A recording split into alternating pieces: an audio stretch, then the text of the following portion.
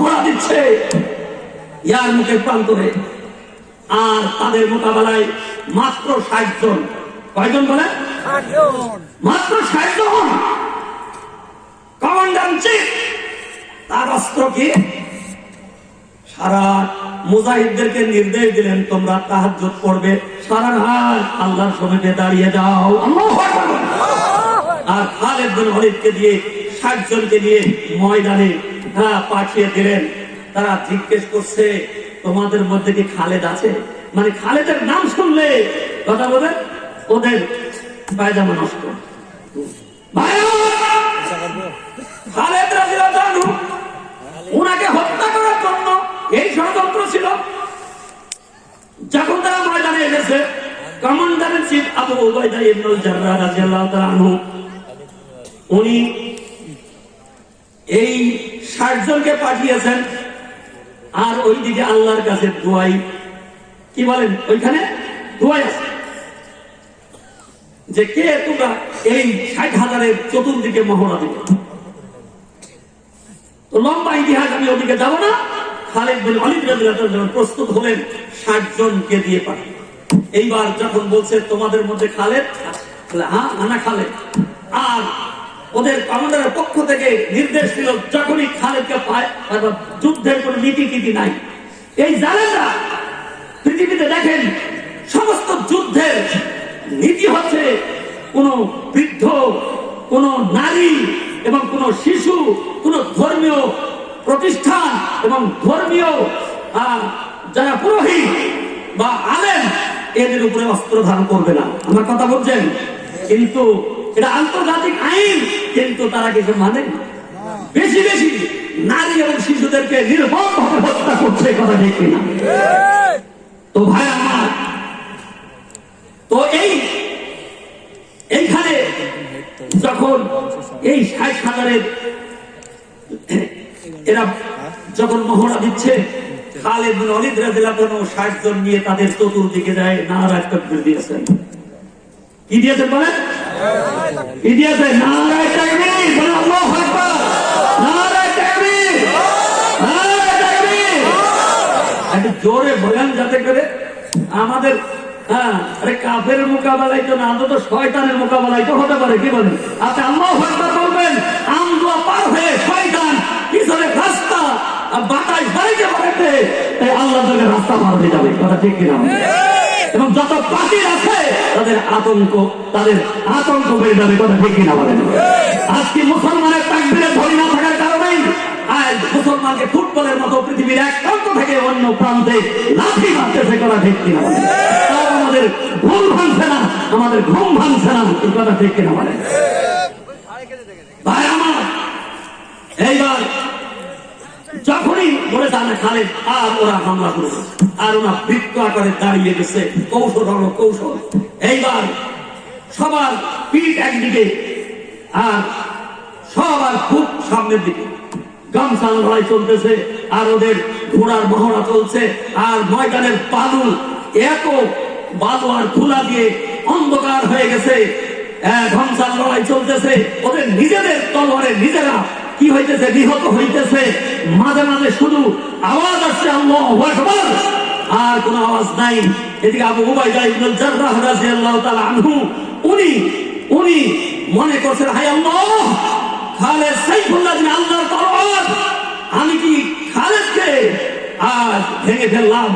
সেটি শহীদ হলো। যখন কোন আওয়াজ আসছে না, তিনি অত্যন্ত এরকম আল্লাহর প্রতি নিবেদিত প্রাণ হয়ে দোয়া করছেন, আর অস্ত্র সিক্ত ভয়নে আল্লাহর কাছে চোখের পানি ফেলছেন। যখন দিবসের শেষ প্রান্তে কাফের দল কচু কাটা হয়েছে, রক্তের বন্যা বয়ে গেছে, পাখিরা পলায়ন করছে, আর ওনারা এরকম সমস্ত শরীরে বালু আর ধুলাবালু দিয়ে এরকম বিভৎস চেহারা, এরকম আবু উবাদা ইবনুল জাররাহ রাদিয়াল্লাহু আনহু ময়দান পরিদর্শন করতে যেয়ে দেখছেন যে মাত্র এই সাহাবায়ে কেরাম তারা এরকম পাহাড়ের মতো অটল হয়ে দাঁড়িয়ে আছে। তিনি ভেবেছিলেন এগুলি সব নিশ্চিহ্ন হয়ে গেছে। তখন বলছে, ভাই খালেদ, কিভাবে তুমি বিজয় লাভ করলে এটা পরে শুনবো, এখন তুমি নামাজ পড়ো, এখন আসরের সময় হয়ে গেছে, ওযু করো। খালেদ বলেন, আমিরুল জাইশ, আমাদের কমান্ডার ইন চিফ, ফজরের নামাজ আপনার পিছনে জামাতের সাথে পড়েছি এবং জোহরের নামাজ সালাতুল খাওফ এটাও জামাতের সাথে আদায় করেছে। আল্লাহু আকবার বলেন। জামাতের সাথে আদায় করে। এখনো খালেদের ওযু আছে। আর আমাদের আফগানিস্তানে যদি একটা বোমা বাষ্পী হয় বাংলার জমিনে থেকে হাওয়া বাড়ায় যায়, কথা ঠিক কিনা? তবে আলহামদুলিল্লাহ এখন মুসলিম চেতনা, যুবকদের অনুপ্রেরণা, বিশেষ করে আমাদের দেশের নওজোয়ান ছাত্র সমাজ আজকে যুবকদেরকে অনুপ্রেরণা দেখাইছে। যত পার্টিদের বিরুদ্ধে তারা সোচ্চার হয়ে গেছে, এর সাথে সাথে যখন দিনই চেতনা হবে এদের সামনে কোন মহাশক্তি দাঁড়াইতে পারবে না। যেমন আফগানিস্তানে এই নওজোয়ান মুজাহিদদের দোস্ত নিরাস্ত্র হওয়া সত্ত্বেও এশিয়া একবার পালাইছে এবং পৃথিবীর সবচেয়ে বড় শক্তি এবং নেতা শক্তি সব তাদের মাত্র ছোট ছোট এই রাইফেলের মোকাবেলায় বড় বড় ট্যাঙ্ক, মিসাইল আর সমস্ত সমরাস্ত্র দিয়েও এরকম ফেলে ফুয়ে পালায়ে বাঁচতে, কথা ঠিক কিনা? এইরকম ভাবে বাংলার জমিনের নওজোয়ানরা এখন জাগৃত হয়েছে।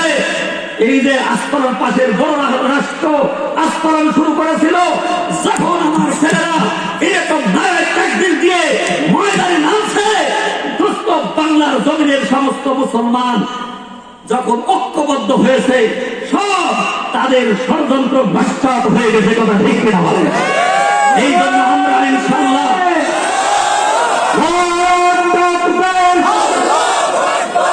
ইসলামের শত্রুরা হুঁশিয়ার সাবধান,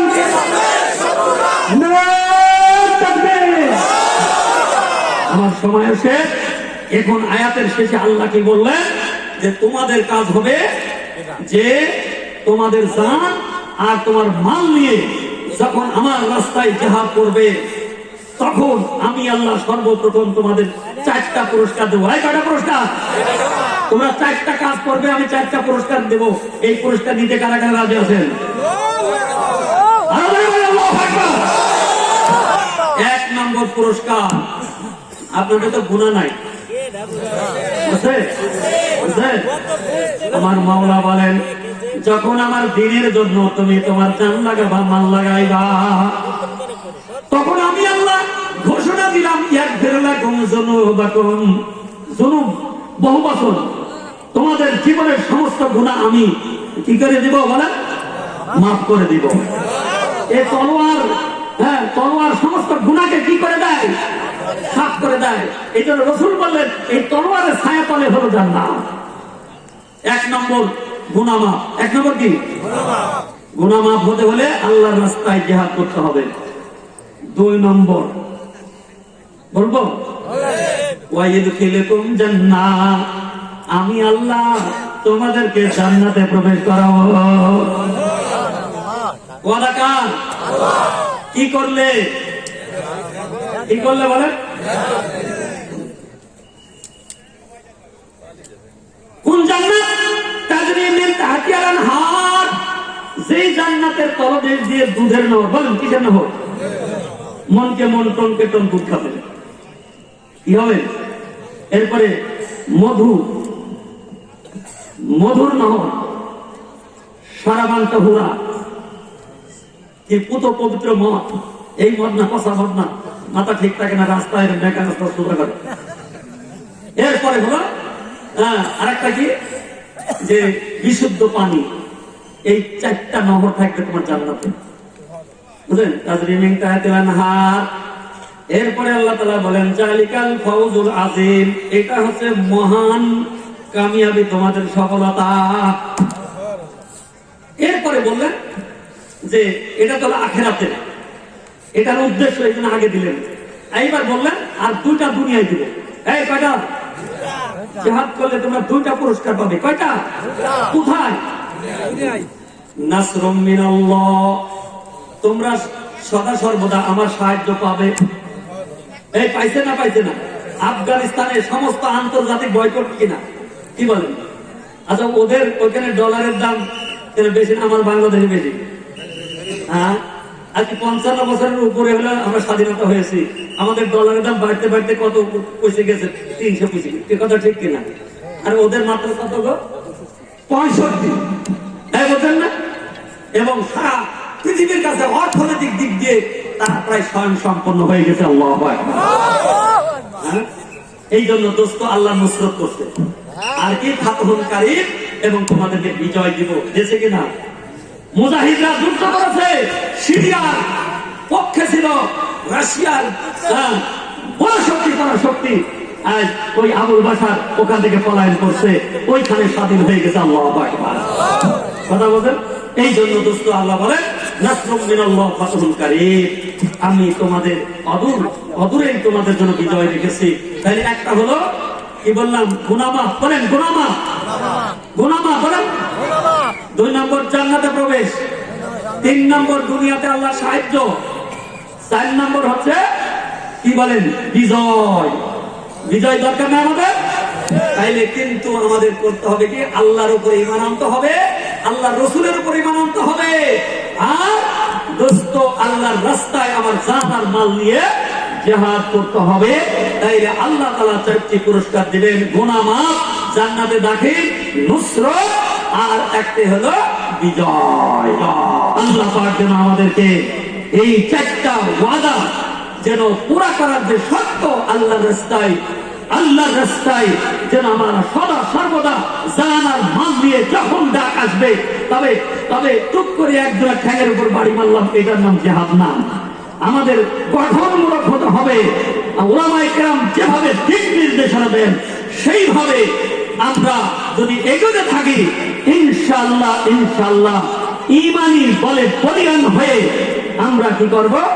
আল্লাহর নবীর আদর্শ আমাদের জীবনে বাস্তবায়ন করে আমরা উলামায়ে কেরামের তত্ত্বাবধানে থেকে আমরা অগ্রসর হব। ইনশাআল্লাহ আল্লাহ পাকের বিজয় দেওয়ার জন্য আল্লাহ পাক ব্যস্ত, আমরা নিতে ব্যস্ত না। কি বলেন? কথা ঠিক না বেঠিক? কথা দুনিয়ার পিছনে আমাদের সব কিছুতে বীর করছি, খরচ করছি। আল্লাহ পাক যেন আমাদের যার যতটুকু ক্ষমতা আছে, সামর্থ্য আছে, সেটা দিয়ে আল্লাহর দ্বীনের জন্য আমরা কোরবানি, স্যাক্রিফাইস এবং জিহাদ আমরা করতে পারি। এই অনুপ্রেরণা নিয়েই আমি আমার সংক্ষিপ্ত বক্তব্য শেষ করছি। শেষ পর্যন্ত আমরা থাকবো তো ইনশাআল্লাহ। আল্লাহ পাক কবুল করেন।